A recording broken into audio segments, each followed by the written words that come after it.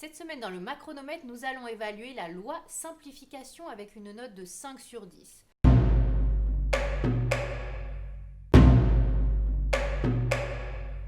Cette loi, c'est une loi fourre-tout. Il y a énormément de choses dedans. On va essayer de passer les choses en revue assez rapidement.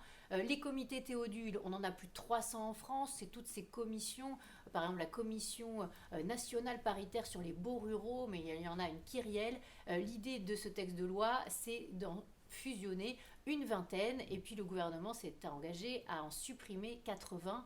Mais finalement, ça représente une toute petite économie puisque c'est les autorités administratives indépendantes qui ont de vrais budgets, elles, qu'il faudrait aussi fusionner. Et pour l'instant, on n'en parle pas. Les comités Théodule, c'est 20 millions d'euros de budget au total. Les autorités administratives indépendantes, c'est plus de 500 millions d'euros de budget. Donc on ne boxe pas dans la même catégorie. Après, le sujet numéro 2, c'est le silence vaut accord de l'administration. Là, c'était vraiment un des sujets de simplification sous François Hollande, qui avait fait flop, on s'en souvient, puisqu'il y avait 2700 exceptions à ce principe. Donc quand l'administration ne répondait pas, parfois ça valait même rejet. La commission qui travaillait sur ce texte de loi a rejeté les mesures qui demandaient la liste de ces dispositifs sur lesquels le silence de l'administration vaut rejet. C'est bien dommage.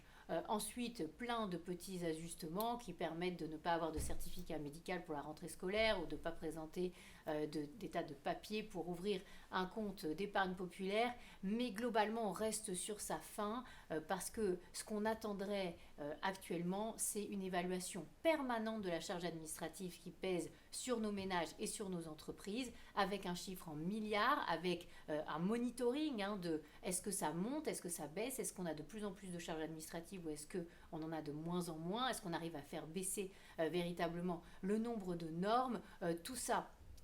On ne l'a pas, alors que d'autres pays dans le nord de l'Europe, notamment aux Pays-Bas, ont adopté des baromètres très précis en temps réel qui permettent de vraiment finalement faire baisser cette charge administrative et donc de simplifier en permanence les règles de l'administration. On en est loin, ça va dans le bon sens, mais finalement c'est un tout petit pas, d'où la note de 5 sur 10.